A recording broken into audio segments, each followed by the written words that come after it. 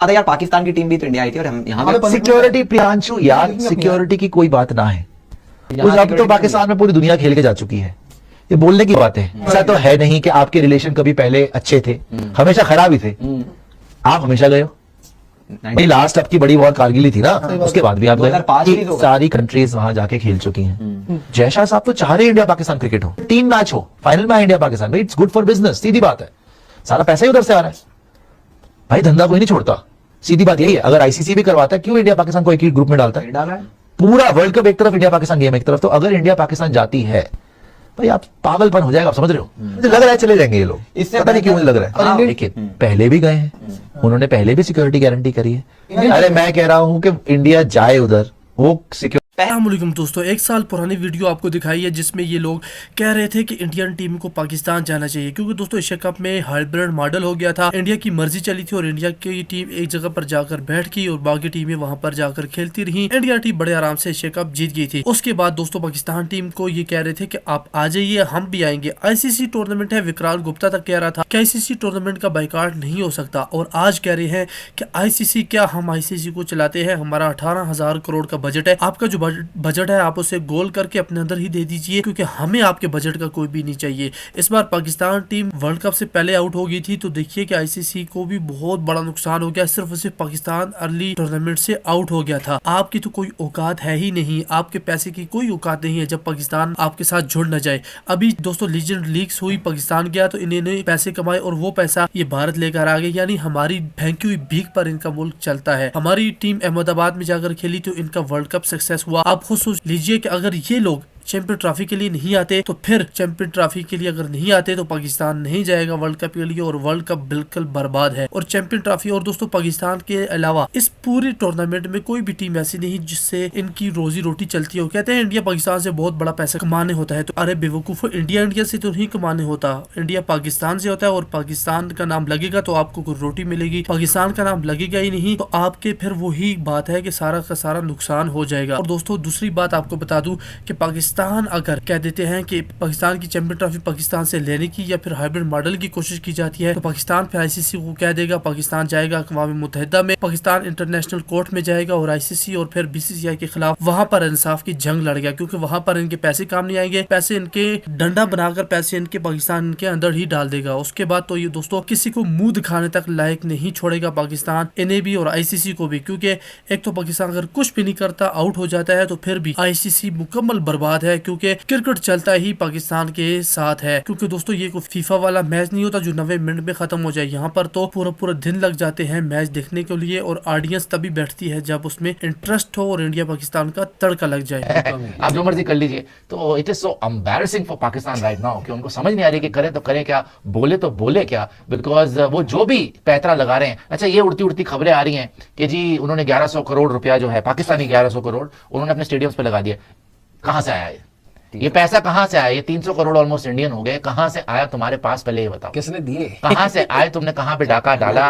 कहां पे तुम गए जो तुम्हें तो मिल गए? और तो पहले अगर इंडिया नहीं जा रहा वहां पे तो क्या करोगे? स्टेडियम रेनोवेट करा, वहां वैसे ही नहीं होने वाला फिर चैंपियंस ट्रॉफी। तो इस पे बड़ा गदर मच रहा है कि चैंपियंस ट्रॉफी होगा नहीं होगा। और वैसे भी देखो उनके स्टेडियम क्या इस काबिल है भी कि वहां पे पूरा का पूरा टूर्नामेंट करा दिया जाए। ऑनेस्टली स्पीकिंग इतने टाइम से तो कुछ हुआ नहीं।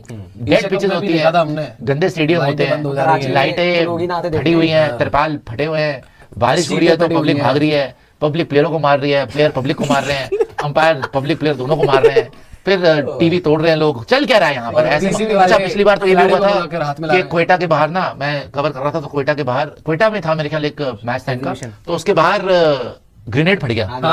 किसी ने ग्रेनेड फट गया, तो मैंने बोला कि यार ये क्या है, अटैक हो गया यहाँ पे, टेररिस्ट अटैक है ये। तो वहां से पाकिस्तानी कोई दोस्त ने बोला कि सुशांत यार आप गलत खबरें फैलाते हो, एक छोटा मोटा ग्रेनेड फटा सिर्फ। छोटा मोटा ग्रेनेड फटा, भाई क्या बकवास कर रहे हैं आप यार। कहते हाँ ग्रेनेड ही तो फटा, क्या हो गया? तो वहां पे तो मेरे ख्याल वो क्योंकि वो जगलिंग कर रहे हैं उसके साथ ग्रेनेड वगैरह के साथ, तो उनको फर्क नहीं पड़ता। खैर सिक्योरिटी कंसर्न्स तो वैसे अगर पाकिस्तान को देखा जाए, उन्होंने काफी हद तक तो इंग्लैंड को बुलाया, ऑस्ट्रेलिया को बुलाया, न्यूजीलैंड को बुलाया, सबको बुला के खेल के वहां पे उन्होंने मुतमईन किया कि हाँ भैया यहाँ पर आप आके खेल सकते हैं। इतना तो उन्होंने कंफर्टेबल करने की कोशिश करी है। लेकिन इंडिया वहां पे जाना ये डिफरेंट लेवल का एक रिस्क फैक्टर भी रखता है सिक्योरिटी वाइज। एंड हमारे यहाँ से कोशिश भी हुई थी। देखिए हमारे यहाँ से शुक्ला साहब गए थे, रॉजर बिनी साहब गए थे, दोनों गए बीसीसीआई को रिप्रेजेंट करने एशिया कप के टाइम पे, और जाके जाके बात भी करी पाकिस्तानियों से और अच्छी बातचीत हुई, लेकिन अब वो ज़का अशरफ भी हट गए, नजम सेठी भी हट गए। अच्छा, नजम सेठी की मुझे एक बात कभी नहीं भूलेगी, जब एशिया कप हो रहा था कि हम we have bent over backwards,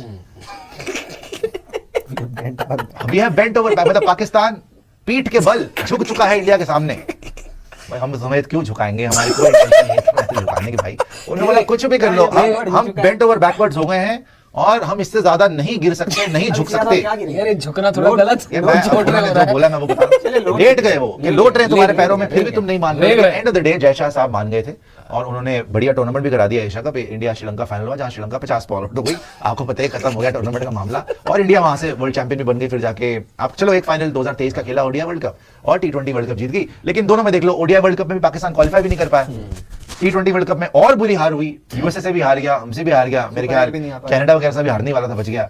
तो बच बचा के एक दो हारिस रऊफ की वहां पे फैन से लड़ाई शड़ाई भी हो गई, मतलब बेइज्जती रज के हुई।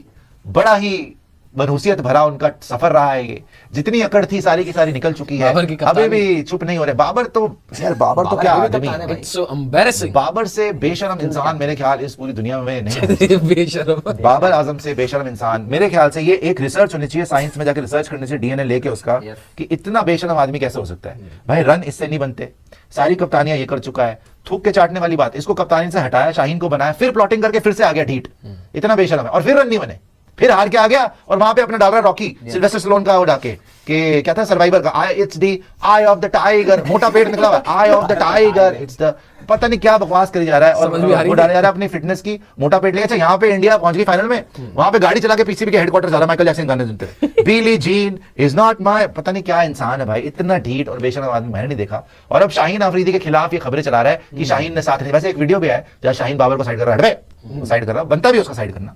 शाहीन को कप्तानी दी थी तो थोड़े टाइम के लिए दे देते। खैर, बाबर आजम से ना रन बने, और अब तो शाहिद अफरीदी ने बोल दिया कि भाई इसको इतने चांस मिल गए, इतने चांस मिल गए, इतने टूर्नामेंट, ये 3 4 5 6 साल कप्तानी इसने कर ली, कुछ भी नहीं जिताया, तो अब इसको हटा दो। और फ्रैंकली जब ये कैप्टन नहीं था तब तो फिर भी ये बैटिंग कर पा रहा था, जब कैप्टन था तो 119 तो चेज नहीं हुआ इंडिया के अगेंस्ट, फिर किस बात का भाई तू किंग है तो तीतर है बिटेर है, किंग कहां से, राजा क्या, रंक भी नहीं है याद। 42 में 42 बनाते हो, 42 में He is the Pandey ji of Pakistan international cricket. What the hell is this? Fraud number 1. खैर, anyway, नहीं आपकी तारीफ है, तो जो भी है यार, वो कप्तानी तो कर रहा कम से कम। तो देखिए, ये है कि पाकिस्तान के ऊपर अब हंसी आने लग गई है और अजीबो गरीब सिनारियो बन गया है। अब दोस्तों से यही पूछना चाहूंगा कि भाई क्या इंडिया वाकई पाकिस्तान, वैसे तो मुझे नहीं लग रहा कोई चांस है कि इंडिया पाकिस्तान जाए, बिकॉज जो माहौल है, एक तो पाकिस्तान की खुद की गलती है, अपना मुल्क तो बर्बाद किया ही किया, इकोनॉमी बर्बाद कर ली, टेररिज्म की वजह से बर्बाद कर लिया, आर्मी फालतू में घुसा के पॉलिटिक्स में वो बर्बाद कर लिया, कोई ढंग से पीसीबी का चेयरमैन नहीं रहता, हर 2 दिन के बाद पीसीबी चेयरमैन चेंज हो जाता है, प्लेयर्स में कोई भाईचारा नहीं है, इनके सारे के सारे प्लेयर्स। अगर आप शाहिद अफरीदी की बुक पढ़ो, भाई शाहिद अफरीदी पाकिस्तान का